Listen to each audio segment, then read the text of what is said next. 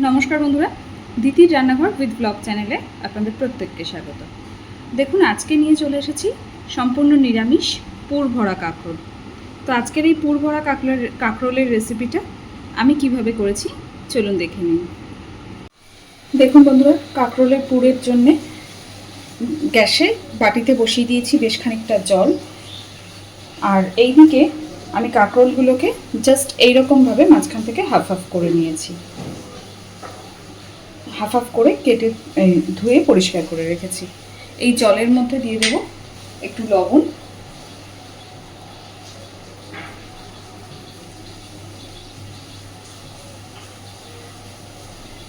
নিরামিষ দিনগুলোতে আমরা সমানে ভাবতে থাকি কি রান্না হবে আর কি খাওয়া হবে। তো এইভাবে যদি নিরামিষভাবে কাঁকরোলের পুর করে করা যায়, সেটা কিন্তু ঘিয়ের সাথেও ভাতে ভালো লাগে, শুধু ভাতেও ভালো লাগে, আবার ডালের সাথেও ভাত দিয়ে খুব ভালো যায়। তো জলটা এবার একটু ফুটে উঠলে তারপরে কাঁকরোলগুলো দেব। দেখুন জলটা বেশ ফুটতে শুরু করেছে। এবার আমি কাঁকরোলগুলোকে জলের মধ্যে দিয়ে দেব, দিয়ে কাঁকরোলগুলোকে ভালোভাবে ভাপিয়ে নেব।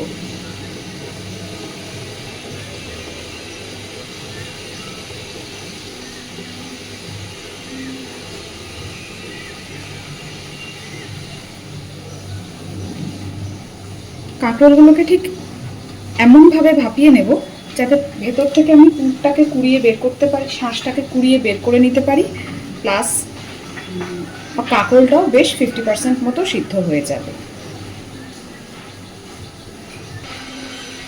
দেখুন কাঁকরোলগুলো কিন্তু আমার সুন্দরভাবে সিদ্ধ হয়ে এসেছে।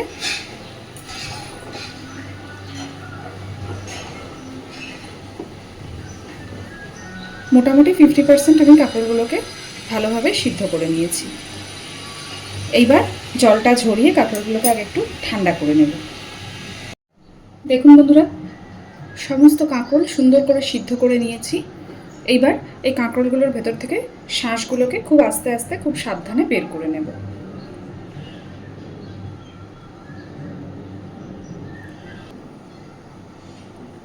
দেখুন আমি এইভাবে সমস্ত কাঁকরোলের ভেতর থেকে শাঁসগুলোকে বের করে নেব।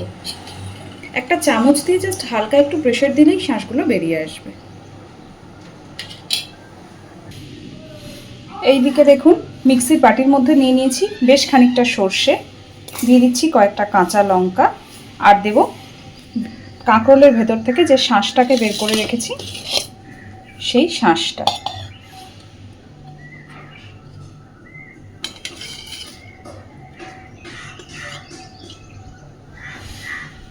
এইবার এই সব কিছুকে খুব ভালোভাবে একটা পেস্ট বানিয়ে নেব। তো দেখুন বন্ধুরা, এদিকে আমি কড়াইতে খুব ভালোভাবে তেল গরম করে নিয়েছি, আর একটা আলু একদম ছোট ছোটোভাবে এইভাবে কেটে নিয়েছি। তো এই কেটে ধুয়ে পরিষ্কার করে রাখা আলুটা এবার আমি তেলের মধ্যে দিয়ে দেবো। তার আগে সামান্য একটু কালো জিরের কয়েকটা দানা আমি ফোড়নে দিলাম। এবার দিচ্ছি কেটে রাখা আলুটা।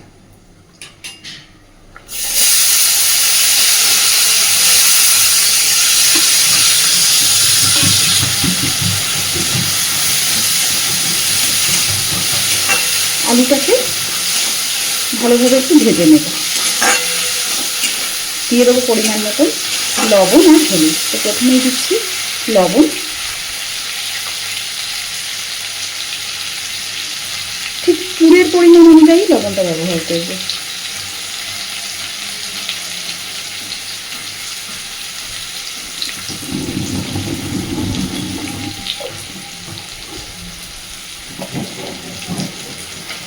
আর দিচ্ছি হলুদ গুঁড়ো।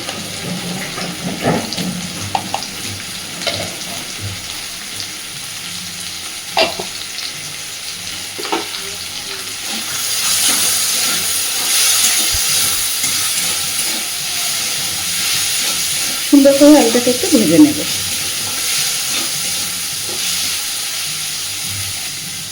দেখুন আলুটা সুন্দরভাবে ভেজে নিয়েছি।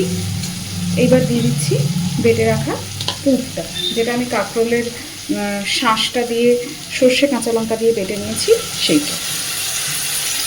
আমার একটু বেশি পেস্ট করা হয়ে গেছে, চেষ্টা করবেন একটু খিচখিচ থাকতে, সেটা তো মুখে পড়লে খেতে বেশি ভালো লাগবে। দিয়ে দিচ্ছি মিক্সির বাটিটা ধুয়ে সামান্য একটু জল।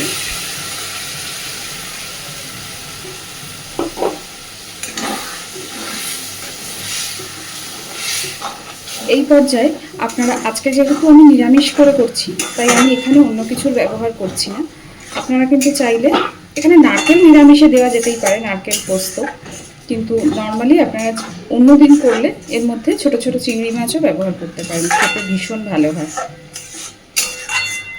তো এবার গ্যাসের ফ্লেমটাকে একদম কমিয়ে দিয়ে পুরটাকে আস্তে আস্তে একটু রেডি করে নেব। দেখুন পুরটা বেশ অনেকটা হয়ে এসেছে। আপনারা চাইলে চিংড়ি মাছ যদি না ব্যবহার করেন তাহলে সেক্ষেত্রে একটা ডিমকে ভুজিয়া করেও মিশিয়ে এর সাথে মিশিয়ে দিতে পারেন, সেটাতেও খেতে কিন্তু খুব ভালো হয়। তো পুরো পুরটাকে একদম শুকনো শুকনো করে ফেলবো।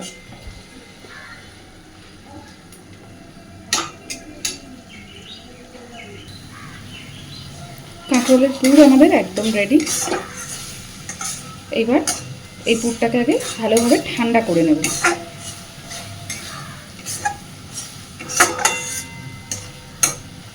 তো এবার আমি গ্যাসের ফ্লেমটা অফ করে দিচ্ছি।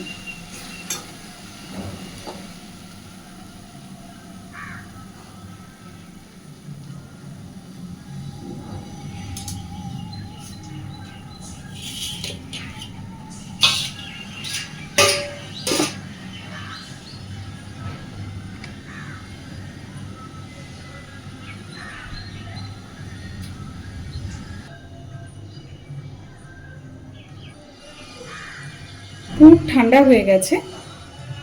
এইবারে প্রত্যেকটা কাঁকরোলের শ্বাসের ভেতরে পুরগুলোকে ভরে নেব। এইভাবে নিয়ে এই যে জাস্ট এইভাবে পুরগুলো ভরে দেব। প্রত্যেকটা কাঁকরোলকেই এইভাবে পুর ভরে আগে রেডি করে নেব। দেখুন আমি সমস্ত কাঁকরোলগুলোতে পুরটা ভরে নিয়েছি। এবার চলুন ব্যাটারটা রেডি করে নিই। একটা বাটিতে নিয়ে নিচ্ছি বেসন, দিয়ে দিচ্ছি পরিমাণ মতো লবণ। লবণটা একটু বুঝেই ব্যবহার করব, কারণ আমি কাঁকরোল সিদ্ধ করার সময়ও লবণ দিয়েছি, আবার পুরে তো লবণ দেওয়াই আছে।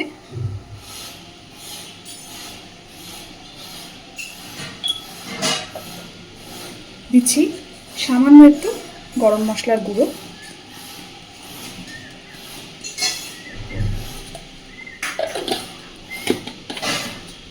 আর দেবো একটু লবণ, একটু হলুদ গুঁড়ো।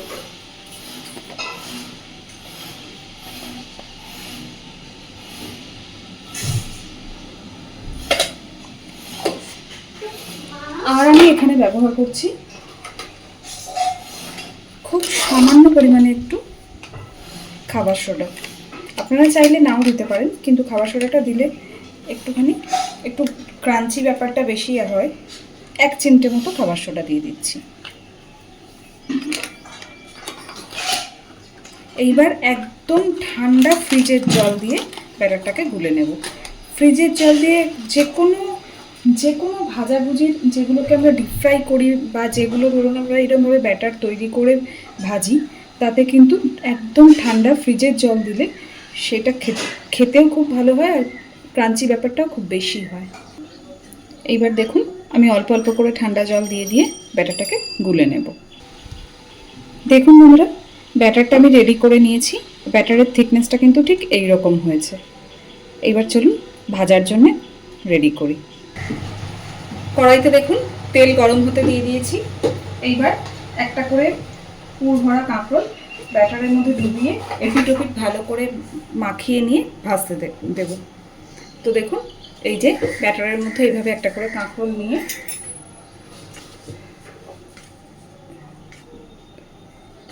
ভালোভাবে এইভাবে পুরো কোট করে নেব।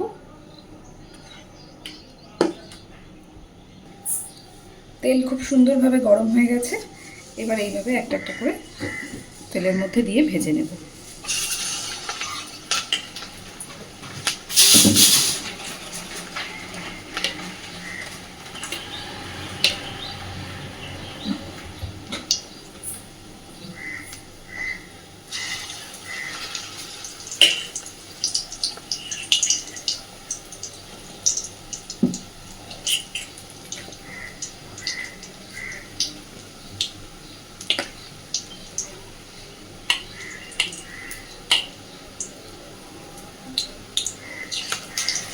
একসাথে অনেকগুলো দেব না, অল্প অল্প করে এরকম 2-3টে করে করে ভেজে নেব সবগুলো।